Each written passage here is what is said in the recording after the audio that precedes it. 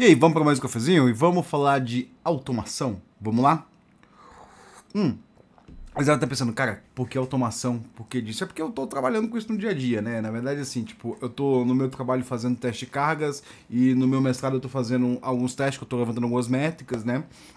E aí no meu teste de cargas no meu teste de carga de ontem, né, o que eu vi é que assim, teve uma série de erros ali de automação que eu fiz ontem que eu acabei perdendo muito tempo, né?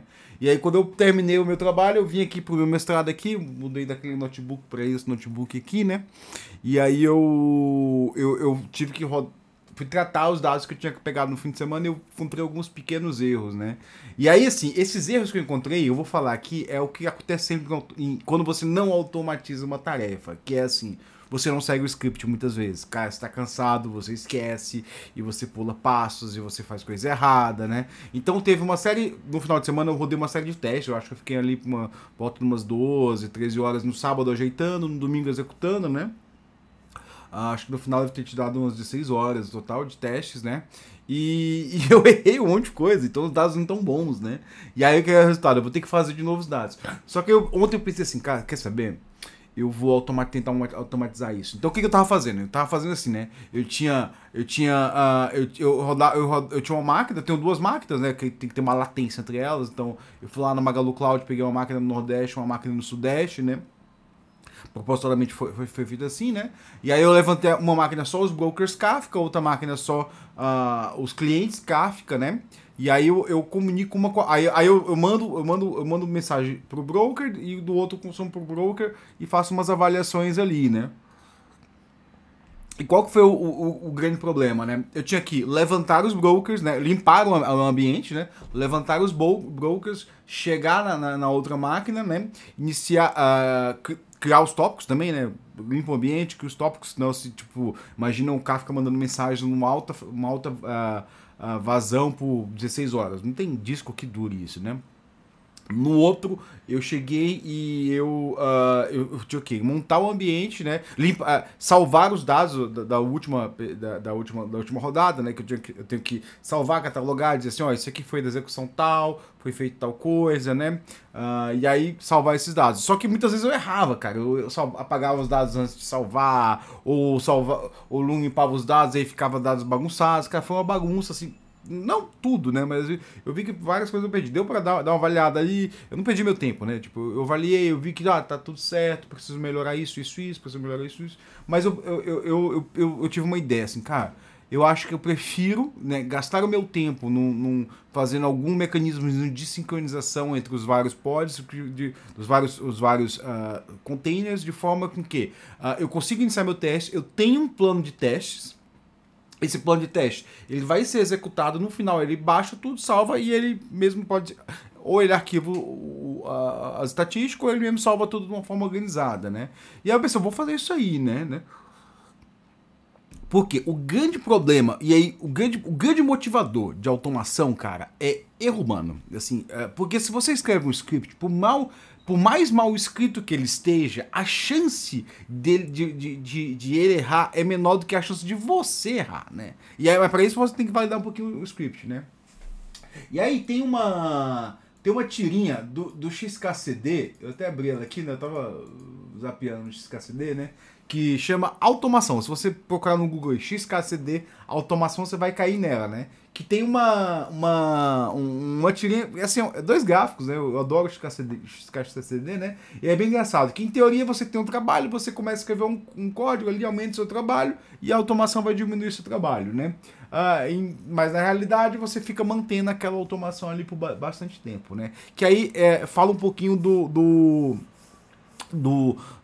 problema que a gente se encontra quando a gente cria um mecanismo de automação, né? Que assim, agora eu vou ter mais um script para manter. E aí, cara, isso é verdade. Tipo, se você pensar ali em tentar automatizar tudo e manter scripts gigantescos, né?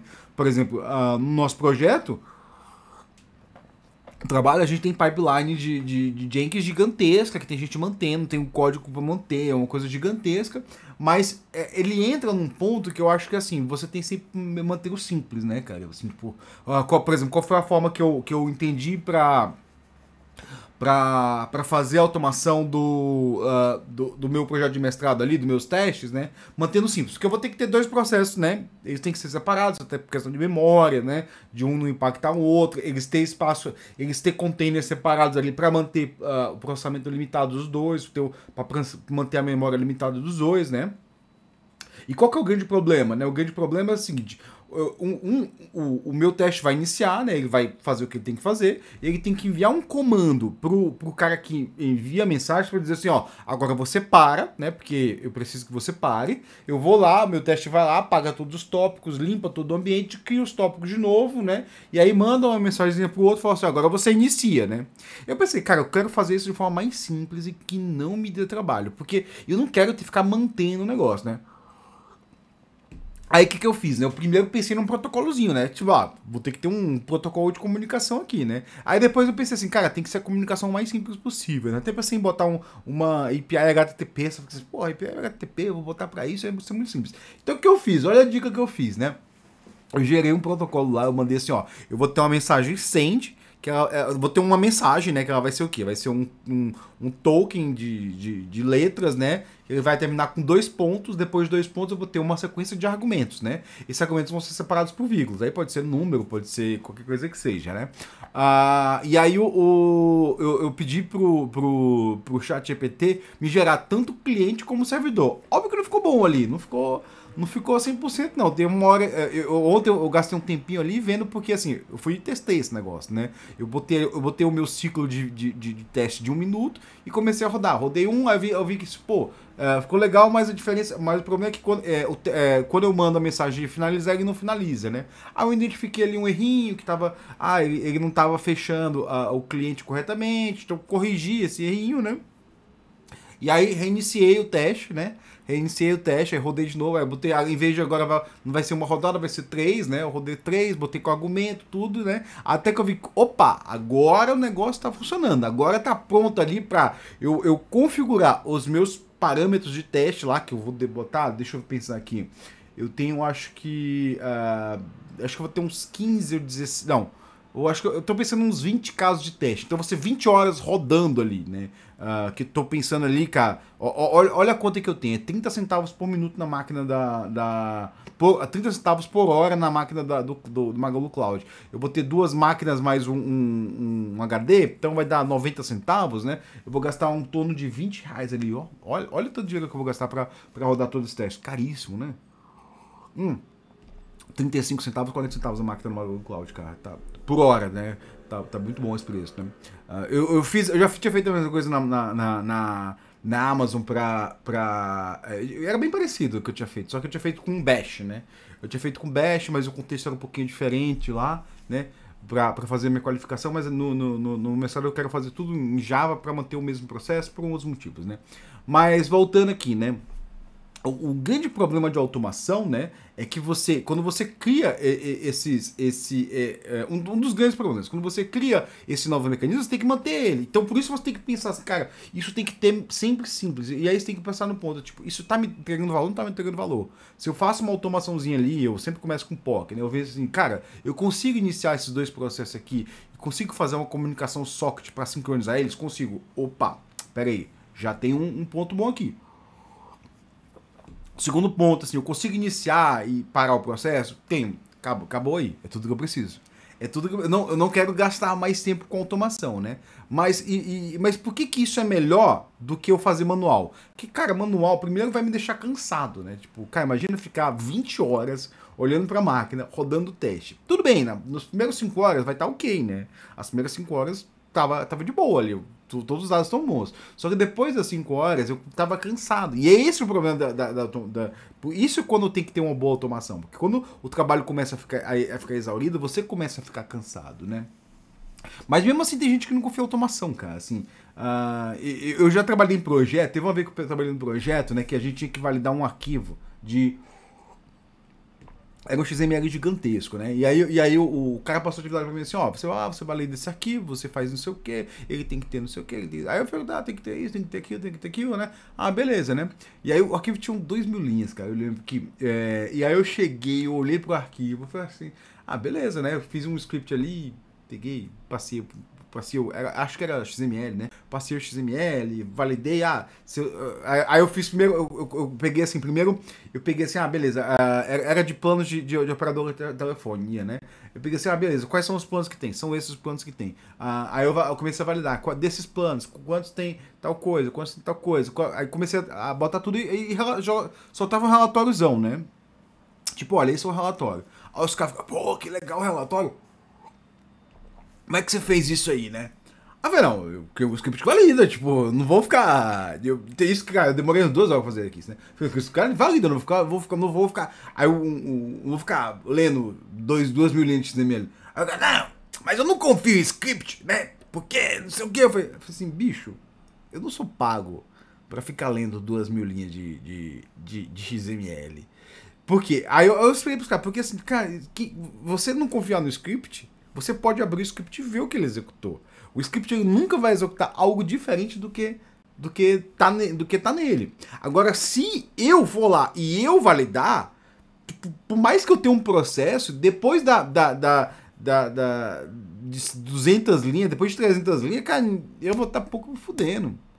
A gente não consegue manter processos mentais muito longos, né? Então por isso que a automação é muito bom, mas para automatizar, você tem que ter muito cuidado de manter as coisas simples, né?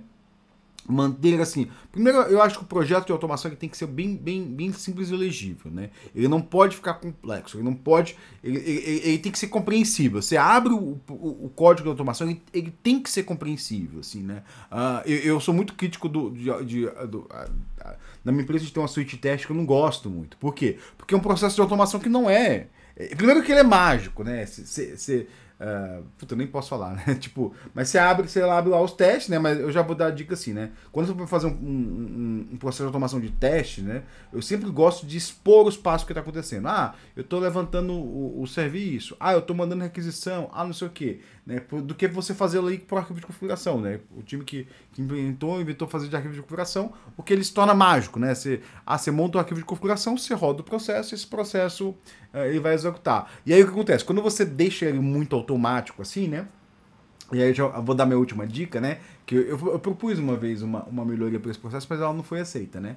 Que é o seguinte, né? Quando você deixa ele muito configurável, assim, o que acontece? O código vai ficando muito complexo. Porque cada variaçãozinha, você vai o quê? Você vai lá e vai mudar o código. Você vai ler o documento aqui de, sei lá, o YAML, XML, JSON, o que quer que seja, que configura aquele processo, e você vai mudar o processo que roda aquela automação, né? Só que aí qual é o grande problema, né? Toda vez que você tem um caso de uso diferente, você vai lá e adiciona complexidade naquele código. Né? E aí o povo lá que é muito fã de clean code fala assim, não, mas isso é bom porque eu não... porque eu até me perdi do clean code. Tem um ponto que eu falo do clean code, mas eu me perdi aqui, né? Desculpa, minha cabeça tá um pouco confusa aqui, de trabalhando bastante, né? Mas voltando aqui, que aí eu propus o seguinte, né? Eu propus, em vez de a gente fazer esse processo super complexo, super configurável, né? O melhor é que a gente tenha código que a galera não queria código repetido, né? A galera morre de medo de código repetido, né? E aí eu falei assim, em vez de cada teste você tem um ID lá, aquele ID, você lê um XML de configuração. Nessa configuração tem lá todas as configurações, tendo que ter alguns padrões, né? E carregar ele, você lá e você descreve o passo a passo que o teste faz, né? Tipo, faz o setup do ambiente, né? E aí passa as configurações do setup do ambiente, né? Depois, assim, envia tantos records lá, mensagens Kafka, né? E aí tem lá o token, alguma coisa que gera automaticamente as mensagens, né? E depois valida o quê e acaba. Tipo, o teste tem que ser assim, né? E aí, eu prefiro muitas vezes que tenha esse espaço repetido, sempre o mesmo código que vai ter. Por quê? Porque o cara que abre, né? Ele abre o teste, eu vejo assim, esse teste daqui só difere o tipo da mensagem. Se o cara abrir o teste e ver lá, tem 2 arquivos diferentes, ele vai ter que abrir mais 2 arquivos, ele já tem 3 arquivos abertos, né? Aí, beleza, esses 2 arquivos, eles apontam para mensagens de esquemas diferentes. Aí você abre mais 2 aqui, você já tem 4 arquivos abertos. Tipo, para você saber a diferença entre 2 testes, você já abriu 5 arquivos, né? Porque tem o de teste, as 2 de configuração e os dois JSON lá você já tem 5. Então você não consegue saber a diferença, né? Por quê? Por um medo ali de código repetido. Cara, não tem um medo de código repetido, né? Tipo, beleza. Aí tem outra questão, né? Desde que o processo de automação seja muito bem pensado. Porque muitas vezes a gente pensa, a gente não gasta tempo pensando, vai fazendo as coisas e não pensa muito, né? E eu até propus ali, tipo, para um ambiente de teste, né? Tô fazendo ali, no caso, se eu fosse fazer um teste de carga, né? Se eu fosse fazer até mesmo teste de regression, né? Eu faria o quê? Eu faria uma API, uma DSL de pequenos passos. Né? Tipo, inicia o processo tal, envia tais mensagens. Eu botaria, eu pensaria, eu gastaria um tempo refletindo quais são as operações que eu tenho no meu teste. Mas tenta imaginar ali um alto nível ali. Tipo, imagina que tem um esquema de teste de alto nível como o BDD, né? O Behavior Driven BDD, Behavior Driven Design. Behavior Driven Design, né? Tipo, não sei porque é design, porque sempre existe teste, né? Que você configura o teste em alto nível, né? Uma linguagem de alto nível, e depois testa. Mas não ia fazer BDD, eu ia fazer baixo nível mesmo. Tipo, que eu ia passar comandos pro ambiente de teste. Então, imagine que eu tenho um ambiente de teste ali, e eu passo comandos para ele. Eu falo, inicia o sistema. Eu comecei pelo básico, né? Eu verifico assim, ó, tipo, as configurações padrões, assim, esse cara vai rodar num cluster, né? Kubernetes ou localmente. É localmente? Então verifica se é Linux. Verificou se é Linux? Ok, né? Isso, na verdade, estaria dentro de uma operação chamada verifica ambiente, né? Verifica ambiente, né? Aí dentro de verifica ambiente, verifica se é Linux, verifica se é Kubernetes ou não. Se for Kubernetes, faz o Kubernetes. Se for Minikube, faz o Minikube, né? Para quem não sabe, Minikube é a forma de você executar localmente o Kubernetes, né?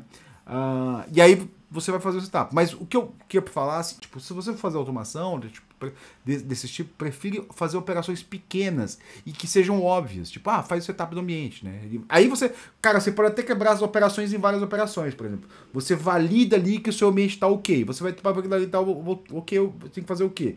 Eu tenho que validar se o processo tal está rodando. E aí você vai fazendo essas operações. Sempre nessa linguagem, usando a linguagem do teste em si, não a linguagem de máquina, né? Porque muitas vezes eu penso em linguagem de máquina. Tipo, abre o socket para não sei o quê. Envia mensagem, tipo, usa a linguagem do teste, né? Envia. O nível de desenvolvimento vai ser o teste. Então você tem que ler um negócio que ele diga o que o teste está fazendo. Então o desenvolvedor tem que ler e tem que saber o que o teste está fazendo. Tá configurando o processo, está fazendo não sei o que, blá blá, né? Então, meu cafezinho era sobre isso, é sobre automação, né? Então eu recomendo que vocês usem automação. Primeiro, quando usar automação, né? Quando tiver uma tarefa repetitiva, cansativa e que seja muito desgastante de fazer, né? Então ali você pega de cara, vou ter que executar esse teste aqui por 16 horas, eu vou ter que fazer esse passo. Poxa, assim, por mais que seja difícil automatizar, é melhor você automatizar e validar porque quando você está automatizando, você consegue validar. Tipo, em vez do teste durar uma hora, como vai ser o meu teste, né? Eu vou botar ele para 1 minuto. E em 1 minuto eu consigo rodar 10 vezes, 15 vezes e rodar e validar. Então eu gastei ali 2 horas ontem fazendo esse processo, né? Tipo, que se eu. Imagina assim, no meu caso, imagina se eu passo um fim de semana todo executando teste, eu faço um monte de cagada, que aí eu paro e vou ter que voltar novamente e refazer os testes, né? Então, é melhor eu ver isso no começo, né? Automatizar essa tarefa e saber que o que está sendo executado vai ser executado ali, né? Obviamente, hoje eu vou rodar o script todinho com o que eu tenho que fazer, com 1 minuto para ver ali se os meus 20 testes vão rodar, se vai dar tudo certo. Se der tudo certo, sábado, né? Reserva as maquininhas ali no Magalu Cloud, faço o setup delas, que demora uns 30 minutinhos ali para iniciar cada máquina, configurar cada coisa, compilar cada coisa, fazer o setup do ambiente, configurar nem 30 minutos não, demora menos, né? E depois eu começo o teste, aí eu posso tomar meu cafezinho, né? E fazer outras coisas, né? Então, é isso, galera. Eu vou deixar aqui o link do XKCD, mas você pode precisar de XKCD Automation, né? E vai estar facinho, né? Então, espero ter te ajudado em alguma coisa. Automatize essa tarefa. E se você quiser comentar aqui, cara, que foi uma coisa muito legal que você fez de automatização, que você fala, pô, cara, eu fiz isso aí e, pô, melhorou minha vida pra caramba. Uma dica que eu digo, assim, de automação que melhora a minha vida pra caramba, é que, assim, eu executo comando que dura demais, né?